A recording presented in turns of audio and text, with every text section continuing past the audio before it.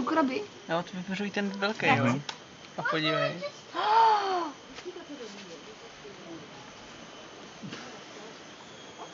Co to je? No krab, ne? Je to krab, že? Ale ty zajímavý krunýře mají. No různé úplně. No právě, oni žijí v mušlích. To jste věděli? To jsou šneci takové. Jsou mořský šneci, no. To je hustý. Podívejte, dáme do fáze. Hele. Nehoní to. A já mu nic nedělám, on tak chodí prostě.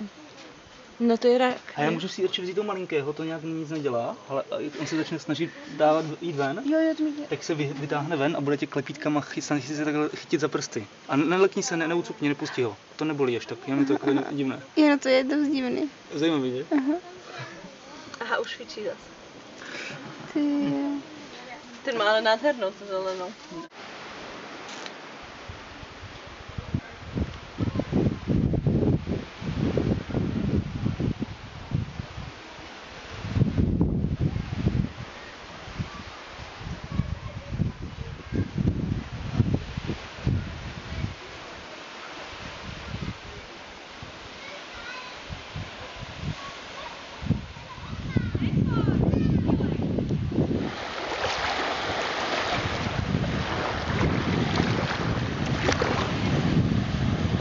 Ahoj. Tak Mitko, jak se ti líbilo na výletku? Výborný. Hlavně výlet lodičkou se podařil. Že? Mně se tak normálně rozkopal rybák. Ale tak, to budeme ukázat doma, rodičům a tak. A podívej se tady na ten výhledy. Ale krásný západ slunce. Západ slunce. Musím říct, že hlavně vyzní ten kontrast toho přílivu a odlivu, který je tady významný. No. Tady ten mostek nás zavede totiž k naší večeři, na kterou už se všichni těšíme. To je pravda. Že? A je tady vidět, zaočil bych Miku na Welcome to Bako Park, jo. My to radši řekneme, kdyby to nešlo přečíst. Ale... Jakože přesto teďka vede větev. A tady ale se jako... pohybují hlavně ti nosálové přes den. Nosál tam 2 vidím vzadu. Jo, nosál... Možná 3 nosálové zrovna teďka přešli. No, a tyhle mají jména. Tyhle mají jména, ale nebudeme je jmenovat.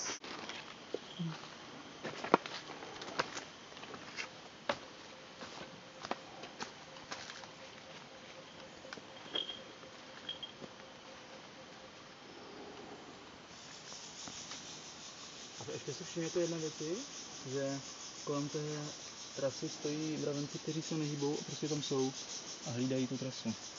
To jsou takoví ti, jak se jim říká, co řídí dopravu. S píšťalkou a bezpečný. Doprava. Stojí kolmo na tu trasu a hlídají. A nebo jsou mrtví. Ne, nejsou. Fakt, že jo, normálně. A podívejte, když se dokonce perou. A třeba je to nějaký pochod, co? Tady mu říkají, hele, zpátky, hochu. Jako vězňů, že jsou to... Tady se někdo snaží jít do protiproudu, ale hned byl strhnutý davem. Mají v tom pořádek, to není takový chaos jako nás.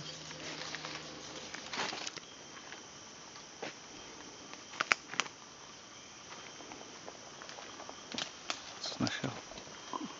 Tyjo, pěkný. Krabíšci.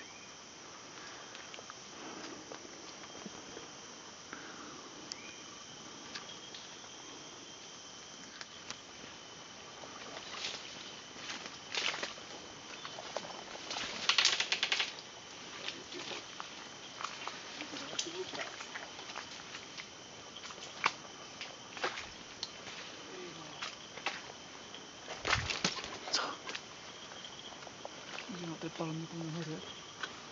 Kde? Jo, tam je nahoře. Tam sedí.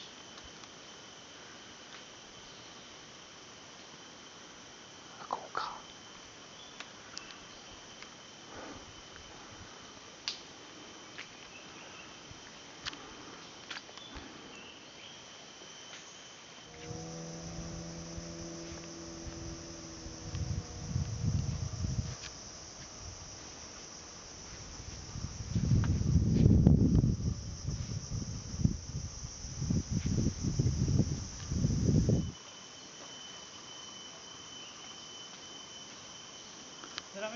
Jak bylo?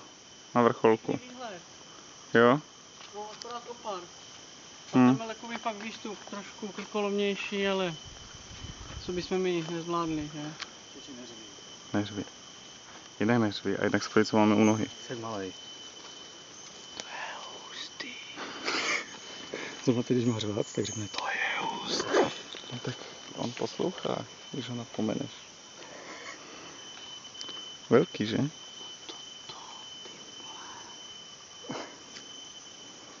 A to normálně žije a leze. No, to nevím, jestli žije, tohle už je takovou... Jako když to žije, tak to leze. No. Pěkný, že? To je takový kurva.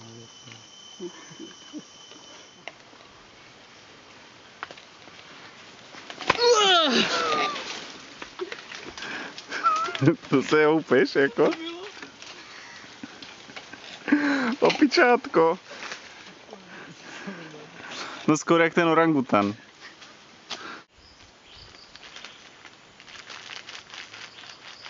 Pojď si pro to.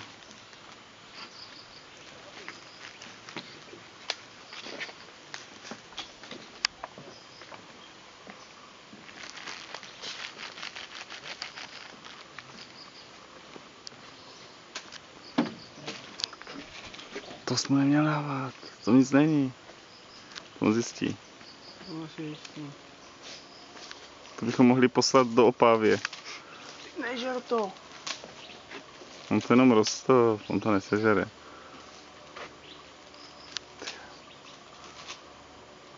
Nic tam není, že? Musíš už jít blíž. Ty papír, ty lupáčku. Jak on to olizuje? Mhm.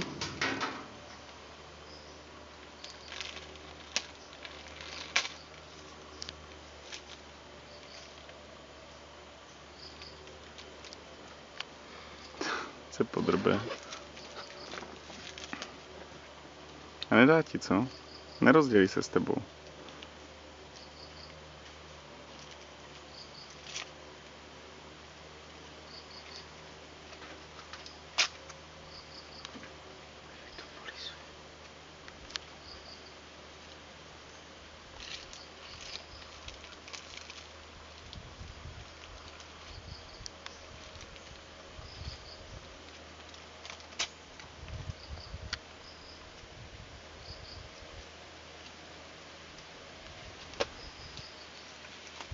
Bojí se, co? Samozřejmě nesebereš ten foťák. To je radši na šňůrku.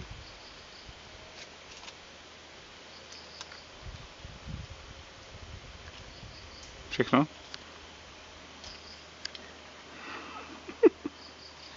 Máme po svačině, jo. Pěkný divadlo. Je tady pěkný vedro, ale sprchy aspoň občas fungují. Tam je náš stán.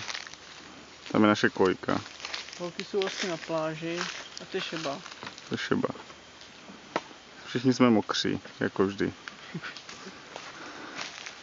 Aspoň něco je konstantní. A neměné. Nějaké jistoty. Od nástupu z letadla a od výstupu z letadla jsme pořád mokří.